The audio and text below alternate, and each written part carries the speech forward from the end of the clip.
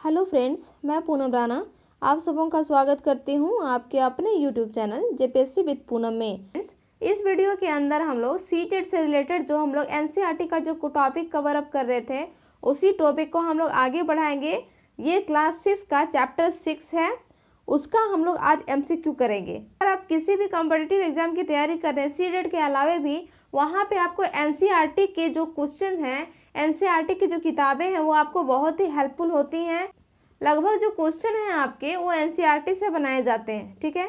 तो जो सीटेट की तैयारी कर रहे हैं उनके लिए बेनिफिशियल तो है ही ये वीडियो, प्लस जो अदर एग्जाम की तैयारी करते हैं उनके लिए ये वीडियो बहुत बेनिफिशियल होने वाला है, ठीक है। तो फिर चलिए वीडियो को स्टार्ट करते हैं। वीडियो ज़्यादा लंबा नहीं होगा, इसलिए इसको अंत तक देखिएगा और क्वेश्चन को सॉल्व करने की कोशिश कीजिएगा। चलिए, इसमें मैंने पहला क्वेश्चन लिया है, निम्न में से कौन से उत्तर वैदिक ग्रंथ हैं? ऋग्वेद, यजुर्वेद, अथर्ववेद, ब्राह्मण ग्रंथ या उपनिषद? सही कूट का प्रयोग करके उत्तर चुनना है। इसका सही आंसर क्या होगा?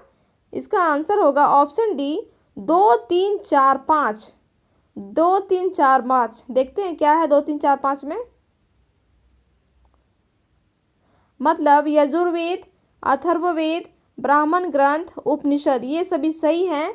ऋग्वेद इसमें नहीं होगा। अच्छा, इसका आंसर ऋग्वेद क्यों नहीं बना? तो ऋग्वेद इसलिए नहीं बना क्योंकि ऋग्वेद जो है सबसे पुराना वेद है, और जो बाकी जो वेद बने हैं जैसे सामवेद, यजुर्वेद, अथर्ववेद और ये ब्राह्मण हैं, उपनिषद हैं, ये सारे के सारे ऋग्वेद के बाद बनाए गए हैं, मतलब बाद रचे गए हैं। इसीलिए इन वेदों को उत्तर वैदिक ग्रंथ कहा जाता है, ऋग्वेद को छोड़ करके, ठीक है। आइए थोड़ा हम ऋग्वेद के बारे में जानते हैं। ऋग्वेद में कितने मंडल हैं? 10 मंडल हैं। कितने सूक्त हैं? तो 1028 सूक्त हैं और 10,462 ऋचाएँ हैं, ठीक है। ऋग्वेद का जो अध्ययन करते हैं उनके अध्ययन करने वालों को होत्री कहा जाता है, होत्री। और ऋग्वेद की रचना की थी गुरु विश्वामित्र ने, ठीक है। और इसके तीसरे मंडल में गायत्री मंत्र का उल्लेख है, गायत्री मंत्र का, ठीक है। सामवेद की बात करें हम तो भारतीय संगीत का जनक सामवेद है, और जो सामवेद के पठन करता है उनको उद्रात्री कहा जाता है, उद्रात्री, ठीक है। और अगर हम यजुर्वेद की बात करें तो यजुर्वेद में बलि प्रथा का वर्णन किया गया है, और यजुर्वेद एक ऐसा वेद है जो गद्य और पद्य दोनों में लिखा हुआ है, ठीक है। और यजुर्वेद और सामवेद में किसी भी विशिष्ट ऐतिहासिक घटना का वर्णन नहीं मिलता है। ये बात ध्यान रखने वाली बात है कि यजुर्वेद और सामवेद दोनों जो वेद हैं इसमें किसी भी तरह का विशिष्ट ऐतिहासिक घटना का वर्णन नहीं मिलता है, ठीक है। कथन है इसमें ए, वैदिक काल में महिलाओं को शूद्रों के समान माना गया था। कथन है दूसरा, वैदिक काल में सामान्यतः महिलाओं तथा शूद्रों को वेदों के अध्ययन का अधिकार नहीं था। नीचे दिए गए कूट का प्रयोग करके सही उत्तर का चयन कीजिए। तो इसका सही आंसर बनेगा ए और आर दोनों सही है, किंतु आर ए का सही स्पष्टीकरण नहीं है। नेक्स्ट, वैदिक काल के संदर्भ में निम्नलिखित कथनों पर विचार कीजिए। पहला है, क्षत्रिय और वैश्य दोनों को ही यज्ञ करने का अधिकार प्राप्त था। दूसरा है, शूद्रों को अछूत माना जाता था। और तीसरा है, सभी वर्णों का निर्धारण जन्म के आधार पर होता था। उपर्युक्त कथनों में से कौन सा कथन सही है? तो इसका सही आंसर होगा ऑप्शन सी, 1 और 3 दोनों। कौन कौन से ऑप्शन है देखते हैं। तो इसका पहला है, क्षत्रिय और वैश्य दोनों को ही यज्ञ करने का अधिकार प्राप्त था।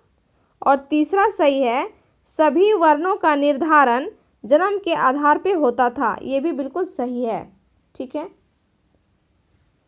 आइए थोड़ा जानते हैं डिटेल्स इसका। वैदिक काल में क्षत्रिय और वैश्य दोनों ही यज्ञ किया करते थे, ठीक। अछूत की जो अवधारणा है वो वैदिक काल के बाद में आई है। अछूत की अवधारणा बाद के काल में क्या हुआ कि शिल्पकार, शिकारी और जो शव जलाते थे, दफनाते थे, उन लोगों के लिए अछूत शब्द का प्रयोग किया गया। इसीलिए कथन 2 गलत है। ठीक है, नेक्स्ट, वैदिक काल के संदर्भ में निम्नलिखित कथनों पर विचार कीजिए। पहला है, ब्राह्मणों द्वारा बनाई गई वर्ण व्यवस्था सभी के द्वारा पूर्णतः स्वीकार नहीं की गई। दूसरा है, उपमहाद्वीप के पूर्वोत्तर क्षेत्रों में पुरोहितों का प्रभाव बहुत सीमित था। उपर्युक्त कथनों में से कौन सा कथन सही है? तो इसका सही आंसर क्या हो जाएगा? इसका सही आंसर है ऑप्शन सी, 1 और 2 दोनों कथन सही है। कई लोगों ने ब्राह्मणों द्वारा जो बनाई गई वर्ण व्यवस्था थी, सबने इसको एक्सेप्ट नहीं किया। कुछ राजा स्वयं को पुरोहित से श्रेष्ठ माना करते थे और कुछ लोग जन्म के आधार पर वर्ण निर्धारण सही नहीं मानते थे। इसीलिए उपमहाद्वीप के पूर्वोत्तर क्षेत्रों में पुरोहितों का प्रभाव बहुत ही सीमित हो गया था। नेक्स्ट, पुरातत्वविदों ने जनपद नामक इकाइयों की कई बस्तियों की खुदाई की है। ये जनपदीय बस्तियां निम्न में से किस स्थानों पर स्थित है? तो इसका सही आंसर क्या होगा? ए, पुराना किला दिल्ली, बी, हस्तिनापुर मेरठ, सी, अतरंजी खेड़ा एटा। इसका सही आंसर क्या हो जाएगा? इसका सही आंसर हो जाएगा ऑप्शन डी, 1, 2, 3 तीनों कथन सही है। ये जो जनपदीय बस्तियां थी, ये पुराना किला दिल्ली से भी मिला है, हस्तिनापुर मेरठ से भी मिला है और अतरंजी खेड़ा एटा से भी मिला है। ठीक है, जनपद का मतलब क्या होता है? जनपद का मतलब होता है जन के बसने की जगह, मतलब लोगों की बसने की जगह। ठीक है, पुरातत्वविदों ने इन जनपदों की कई वस्तुओं की खुदाई की है, जिसमें से क्या क्या मिला है? एक मिला है दिल्ली में पुराना किला, दूसरा है उत्तर प्रदेश में मेरठ के पास हस्तिनापुर का, और एटा के पास मिला है अतरंजी खेड़ा। ये सभी प्रमुख जनपद हैं। ठीक है, तो इसका आंसर क्या बनेगा?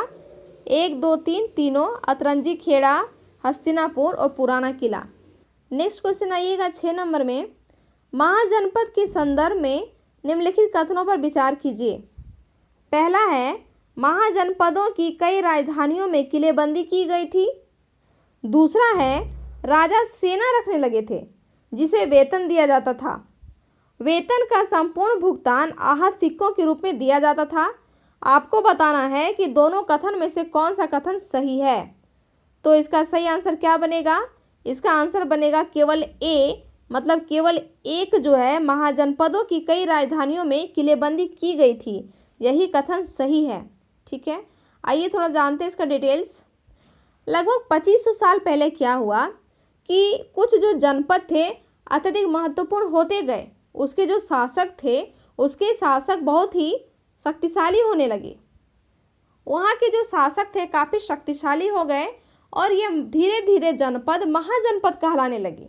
ठीक है, और इनकी एक राजधानी भी हुआ करती थी महाजनपदों की, और इनकी पूरी तरह से किलेबंदी की जाती थी ताकि बाहरी आक्रमण से उनको सुरक्षा मिल सके। और सुरक्षा के लिए राजा को सेना रखने की आवश्यकता पड़ी।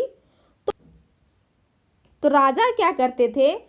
सिपाहियों को वेतन देकर पूरे साल रखा जाता था। कुछ जो भुगतान है सिपाहियों का वो आहत सिक्कों के रूप में होता था, और लेकिन सारा भुगतान सिक्कों के रूप में नहीं होता था, कुछ कुछ जागीर भी दिया जाता था। इसीलिए दूसरा कथन गलत है कि ये जो आहत सिक्कों के रूप में जो उनका वेतन है दिया जाता था, संपूर्ण भुगतान किया जाता था, ये बिल्कुल गलत है। कुछ सिक्कों के रूप में दिया जाता था, कुछ जमीन देकर पूरा किया जाता था। नेक्स्ट, महाजनपदों की कर प्रणाली के संदर्भ में निम्नलिखित कथनों पर विचार कीजिए। पहला है, प्रायः उपज का 1/3वां हिस्सा कर के रूप में निर्धारित किया जाता था, जिसको भाग कहते थे। दूसरा है, कारीगरों को श्रम के रूप में कर का भुगतान करना होता था। उपर्युक्त कथनों में से कौन सा कथन सही है, ये आपको बताना है। इसका सही आंसर बनेगा ऑप्शन बी, केवल 2 कथन ही सही है। कारीगरों को श्रम के रूप में कर का भुगतान करना होता था, यही कथन सही है। एक्चुअली बात क्या है कि महाजनपद के जो राजा हुआ करते थे उनके विशाल किले और इनकी सेना के लिए प्रचुर संसाधन और पर्याप्त कर्मचारियों की आवश्यकता पड़ती थी। अब राजाओं ने क्या किया कि लोगों द्वारा जो समय समय पर जो गिफ्ट दिया जाता था, उपहार दिया जाता था, इन पर भी निर्भर ना रह करके अब उनसे नियमित रूप से टैक्स वसूलना स्टार्ट किया। ठीक है, इसमें से जो फसल पे लगाए गए जो टैक्स होते थे वो ज़्यादा महत्वपूर्ण होते थे। ठीक है, क्योंकि यहाँ के जो अधिकांश लोग थे वो कृषक थे और अपना उपज का जो 1/6वां हिस्सा कर के रूप में उनको दे देते थे। तो पहला कथन में लिखा हुआ है कि 1/3वां हिस्सा देते थे, जो बिल्कुल गलत है। 1/3वां हिस्सा नहीं देते थे, बल्कि 1/6वां हिस्सा टैक्स के रूप में दे देते थे। ठीक है, जिसको क्या बोला जाता था, उसको भाग बोला जाता था। ये बात आप याद रखेंगे, जो 1/6 हिस्सा जो दिया जाता था टैक्स के रूप में, उसको भाग कहा जाता था। ठीक है, इस पहला कथन इस समझ में आ गया कि क्यों गलत है। ठीक है, और जहाँ तक कथन 2 की बात है, तो कारीगरों के ऊपर भी टैक्स लगाए जाते थे जो समय समय पर श्रम के रूप में वसूला जाता था। जैसे मैं अगर आपको उदाहरण के लिए बताऊं, तो एक बुनकर या कोई सुनार है या कोई लोहार है, तो राजा के लिए महीना में 1 दिन राजा के लिए काम करना पड़ता था, तो उसका भुगतान हो जाता था। नेक्स्ट, महाजनपदीय कर व्यवस्था के संदर्भ में निम्नलिखित कथनों पर विचार कीजिए। पहला है, पशुपालकों को जानवरों या उनके उत्पाद के रूप में कर देना पड़ता था। दूसरा है, व्यापारियों को सामान खरीदने बेचने पर भी कर देना पड़ता था। तीसरा है, आखेटक और संग्राहक कर से पूर्णतः मुक्त थे। आपको बताना है कि उपर्युक्त कथनों में से कौन सा कथन सही है। तो इसका सही आंसर होगा ऑप्शन ए, 1 और 2 दोनों कथन सही है। मतलब पशुपालकों को जानवरों या उनके उत्पाद के रूप में टैक्स देना पड़ता था और व्यापारियों को सामान खरीदने बेचने पर भी टैक्स देना पड़ता था। तीसरा कथन इसीलिए गलत है कि जो आखेटक और संग्राहक होते थे वो टैक्स से मुक्त नहीं थे, बल्कि उनको भी टैक्स देना पड़ता था। नेक्स्ट, प्राचीन महत्वपूर्ण नगर कौशाम्बी किस स्थान पर स्थित था। तो इसका क्या आंसर बनेगा 9 का? इसका आंसर बनेगा ऑप्शन सी, इलाहाबाद उत्तर प्रदेश के पास। ठीक है, कौशाम्बी जो भी है आधुनिक उत्तर प्रदेश के इलाहाबाद के पास है। ठीक है, यहाँ से क्या मिला है, तो किले की दीवार के अवशेष मिले हैं। इसके एक भाग का जो निर्माण है संभवतः ऐसा पता लगता है कि 2500 साल पहले हुआ है। और कौशाम्बी जो है किसकी राजधानी थी? वत्स की राजधानी थी। ठीक है, वैसे मैं आपको अगर महाजनपदों की राजधानियों के बारे में बताऊं, चलिए आपको मैं मैप दिखाती हूँ, मैप से ज़्यादा आपको क्लियर होगा। ये देखिए मैप है। ठीक है, जैसे आप देख सकते हैं वत्स की राजधानी कौशाम्बी है। ठीक है, अंग की राजधानी यहाँ चंपा है। ठीक है, मत्स्य का सूरसेन है, अवंती का उज्जैन है। और आप यहाँ पे देख सकते हैं जो दक्षिण भारत में जो है एकमात्र महाजनपद ये अशमक। ठीक है, और जो पेशावर के पास है, पाकिस्तान के पास है, एकमात्र है ये कम्बोज। ये भी ध्यान रखने वाली बात है। क्वेश्चन भी बन चुका है कि कौन सा जो है महाजनपद था जो पाकिस्तान के पास है और कौन सा एकमात्र महाजनपद है जो गोदावरी नदी के तट पे है और दक्षिण भारत में पड़ता है। तो यह है अशमक, इसको भी आप ध्यान रखेंगे। ठीक है, तो इसका आंसर क्या बनेगा? इसका आंसर बनेगा ऑप्शन सी, इलाहाबाद उत्तर प्रदेश। अगला क्वेश्चन है, महाजनपदीय युग में कृषि क्षेत्र में 2 बड़े परिवर्तन आए थे। इन परिवर्तनों के संदर्भ में निम्नलिखित प्रश्नों पर विचार कीजिए। पहला है, हल के फाल अब लोहे के बनने लगे थे महाजनपद काल में। और दूसरा है, लोगों ने धान की कृषि बीज छिड़ककर करने के बजाय धान के पौधे का रोपण करना शुरू कर दिया था। कौन सा कथन इसमें सही है? तो इसमें जो कथन बनेगा ये दोनों सही है। महाजनपद काल में क्या हुआ कि लोहे के पहले लकड़ी के हल्के फाल हुआ करते थे, अब यहाँ पर लकड़ी की जगह लोहे के फाल का यूज़ होने लगा। इससे क्या हुआ, जो ज़मीन होती थी, कठोर वाली ज़मीन होती थी, उसको भी आसानी से जोता कोड़ा जाने लगा और जिससे उपज बढ़ गई। इसमें जो फसल उगने की जो क्षमता हुई वो ज़्यादा बढ़ गई, पैदावार ज़्यादा होने लगा और लोगों ने धान के बीज छिड़ककर पौधा रोपण की प्रक्रिया सीख ली। ठीक है, इससे फायदा ये हुआ कि अत्यधिक पैदावार होने लगा, फसल उपज होने लगी ज़्यादा। फसल की जो उपज है वो बढ़ गई। ठीक, इसलिए इसका आंसर क्या बनेगा? ऑप्शन सी, 1 और 2 दोनों कथन सही है। फ्रेंड्स, ये क्वेश्चन अभी पूरा नहीं हुआ है, लेकिन इस वीडियो में 10 ही क्वेश्चन करेंगे। अगले वीडियो में हम 10 क्वेश्चन इसको कवर अप करेंगे। ठीक है, क्योंकि वीडियो ज़्यादा लंबा हो जाएगा तो आप लोग देखेंगे नहीं, इसीलिए इस क्वेश्चन को जरूर से जरूर आप लोग सॉल्व कर लीजिएगा। ये जितने सारे प्रश्न मैंने इंक्लूड किए हैं सारे एनसीईआरटी के हैं और यहाँ से आपके क्वेश्चन फंसेंगे ही फंसेंगे, इसलिए आप इसको बिल्कुल भी स्किप ना करें, इसको जरूर देख लीजिएगा, इससे आपका ही फायदा होगा। ठीक है फ्रेंड्स, मिलेंगे फिर अगले वीडियो में, तब तक के लिए बाय बाय।